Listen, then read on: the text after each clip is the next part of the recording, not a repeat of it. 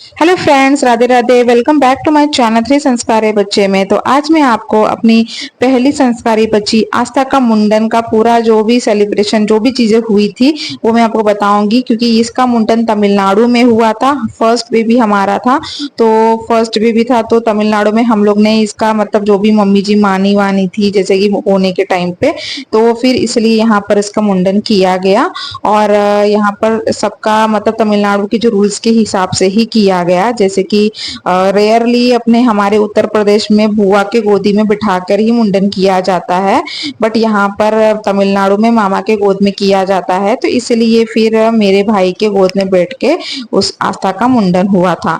और बहुत ज्यादा बड़े बड़े बाल थे, इसीलिए उसने उसको डिवाइड करके दो पार्ट्स में उसने उसको रस्सी से बांधा था। और बांधने के बाद जो बाल निकालने वाले अंकल थे उन्होंने मुंडन किया हुआ था। बहुत ज्यादा रोने की वजह से उसको हमको फोन देना पड़ा, क्योंकि मतलब वो फोन के देखने की वजह से वो मतलब बाल को छूने देती थी। मतलब भले में उसका पहले बाल भी जो भी झाड़ती थी ना, कंघी करती थी, तो उसको फोन देती थी तो ही मैं उसका डिजाइन या जो भी करना था उसके बालों के साथ में करती थी। तो वैसे ही यहाँ पर भी जब उसको उसका माइंड डिस्ट्रैक्ट करने के लिए मेरे को उसको फोन देना पड़ा।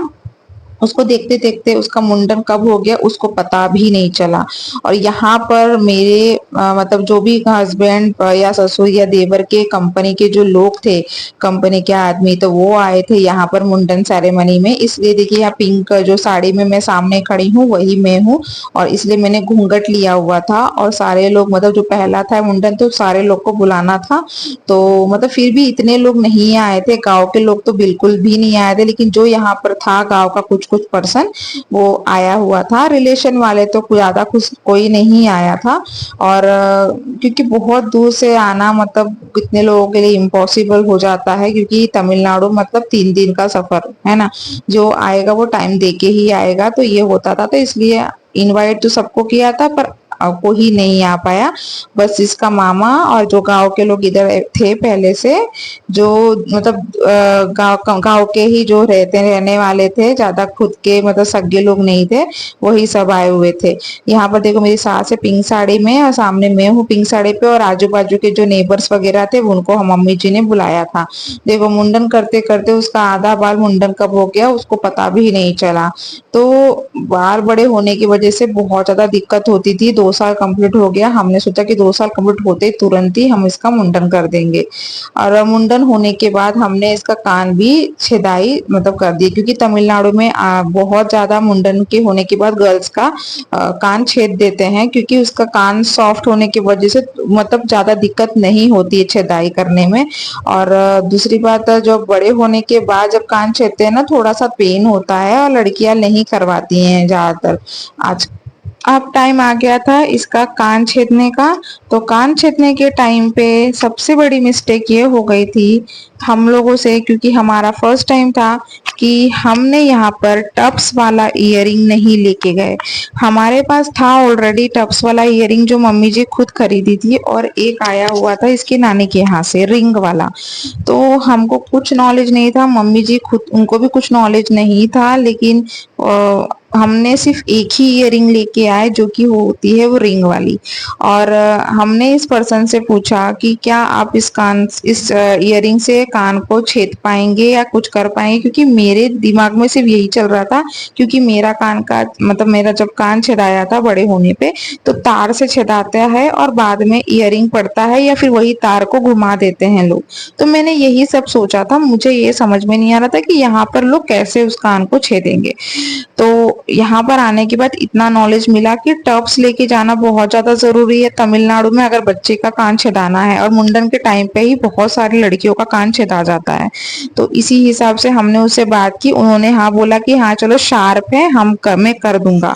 तो उनके बोलने पे हमने पूरा भरोसा किया कि चलो भाई शायद ये कर देंगे, या होता है, या फिर यही सोच के हम सारे पूरी फैमिली वाले यही सोच रहे थे कि कान से या फिर कैसे कोई छेद देगा और बाद में वो इयररिंग डाल देगा, ऐसे ही कुछ सोचा था हमने।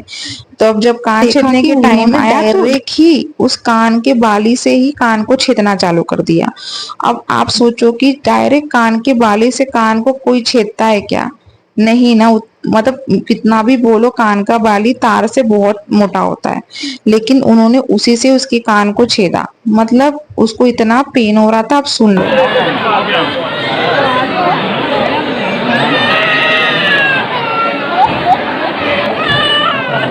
फोन हटा लो, फोन हटा लो।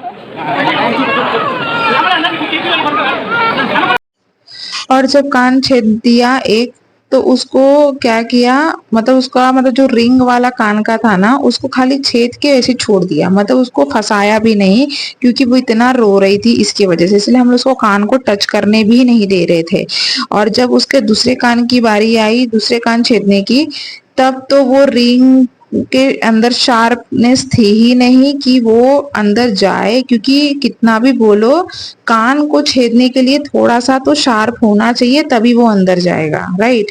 तो यहाँ पर कैसा होता है कि आगे वाले जो टब्स रहते हैं ना, वो आगे वाले टब्स में एक छोटा सा कांटा, मतलब एक, मतलब समझ लो किसी चीज का कांटा रहता है, अब वो किस चीज का रहता है मुझे नहीं पता, एकदम उसका नीप रहता है, वो उसके पेज के अंदर डालते हैं, होल के अंदर, और उसी से धक्का मार के उसके कान को कान के अंदर वो डाल देते हैं, और पीछे के से कांटा निकाल के उसके अंदर पेच घुमा देते हैं। तो इस तरह से कान छेदाता है, जो कि मुझे तभी भी नहीं पता था कि कैसे कान छेदाया जाता है तमिलनाडु में, क्योंकि मैं तो जो देख रही थी वो बहुत ज्यादा डेंजरस था देखने में, और वो इतना रो रही थी, उसको देख के मेरा भी इतना मतलब टेंशन हो गया था, मेरे को भी रोना जैसे आ गया था कि मैं क्या करूं अभी इसको, कान छेदा भी नहीं रहा है, वो इतना रो भी रही है, और हम सब लोग परेशान हो रहे हैं, क्योंकि वो छोटे मतलब बहुत ज्यादा कम समय पे ऐसा बोलते हैं यहाँ पर कि कान तुरंत छेदा जाता है और बच्चों को पता भी नहीं चलता है। यही सोच के हमने भी इसका यही सोचा कि चलो कान छेदा जाए, ठीक है, मतलब कान छेदा जाएगा, ओके। लेकिन जब कान छेदने का टाइम आया, तो कभी तो उनका हाथ से वो कान का बाली स्लिप हो रहा है, तो कभी तो वो कान में छेदा ही नहीं पा रहा है, और मतलब बहुत सारी चीजें उन्होंने ट्राई की पर हो ही नहीं पा रहा है। तो आधा अधूरा कान को छेद के तब हमने बोल दिया, मतलब सारे लोग परेशान हो गए थे, मेरे ससुर भी गुस्सा कर रहे थे कि भाई ये कर क्या रहा है, मतलब कोई भी ऐसा नहीं देखा था, किसी को भी नहीं पता था करना क्या, क्योंकि एक्सपीरियंस भी होता है ना, एक्सपीरियंस किसी को भी नहीं था, और जिसको भी था उनके घर पे भी था, तो उनको भी मतलब इतना नहीं था, क्योंकि उनको भी इतना मालूम था कि टब से हो जाता है, सबको इतना पता था तमिलनाडु के लोगों को टब से हो जाता है, पर हमारे पास टब्स ही नहीं था, वो भी छोटा सा टब्स होना चाहिए, एकदम छोटा सा, जो हमारे नाक के खील के जितना रहता है, तो ही बच्चे के कान में जाएगा।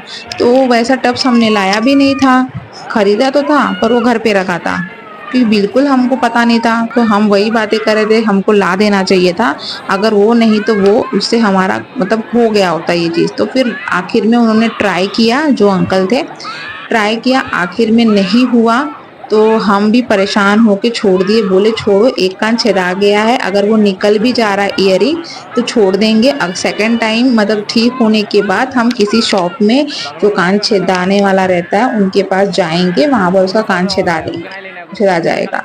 बस इतना ही सोचा था हमने, लेकिन सेम वही चीज हुआ, उसका कान ठीक हो गया, तब हमने दूसरी बारी कान उसका छेदाया, तब जाके वो टप्स पहनने लगी, वो भी छोटा वाला। तो ये सारी चीजें हमारे साथ हुई थी, जो कि हमको बिल्कुल भी पता नहीं थी, नॉलेज भी ना थी, और जैसे कि देख सकते हो मेरे ससुर भी गुस्सा कर रहे थे, और बहुत ज्यादा वो रो रही थी, और क्योंकि ये कभी रोती नहीं है, और इतना उसको दुख रहा था, इतना दुख रहा था, बहुत चिल्ला रही थी, उसका कभी भी इतना जोर से साउंड नहीं हमने सुना था, इसलिए हम सारे लोग घबरा गए थे। तो नहीं हुआ, बहुत ज्यादा कोशिश करने के बाद भी, तो हमने उसको अंकल को बोल दिया छोड़ दो, जाने दो, नहीं करना है। अब मैं उसको लेके जा रही हूँ, क्योंकि यहाँ पर मुंडन और कान को छेदने के बाद इसको नहला दिया जाता है। देखो हम सब थक हार के बैठ गए, और खुद वो अंकल भी बोले कि नहीं हो पाएगा, क्योंकि उनको भी टब्स का ही नॉलेज है, ठीक है। तो फिर अब हम उसको लेके जा रहे हैं, क्योंकि यहाँ पर नहलाया जाता है मंदिर में ही। तो देखिए मंदिर में ये नहा रही है। ओए ओए, इधर इधर, चिप्स चिप्स चिप्स चिप्स। मुंडन होने के बाद सर पे चंदन लगाया जाता है, सबको चंदन का टीका लगाया जाता है। तो आई होप आपको मेरा ये वीडियो अच्छा लगा होगा। अगर अच्छा लगा होगा तो लाइक, चैनल को सब्सक्राइब जरूर करना। और आपके साथ कभी ऐसी घटना हुई है क्या? अगर आप तमिलनाडु में हो तो जरूर बताना, क्योंकि मैं तो फर्स्ट टाइम देख रही हूँ। और इसके बाद मेरी जो सेकंड बेबी थी तो उसके साथ हमने ये प्रॉब्लम नहीं होने दी, हमने सारी चीजें लेके रखी थी और वो चीज की वजह से हम लोग को सेकंड बेबी की मुंडन के टाइम पे प्रॉब्लम नहीं हुई। तो गाइस, अगर आपको हमारा वीडियो अच्छा लगा होगा तो जरूर लाइक एंड चैनल को सब्सक्राइब कर देना एंड कमेंट करके जरूर बताना कि कैसा लगा। तो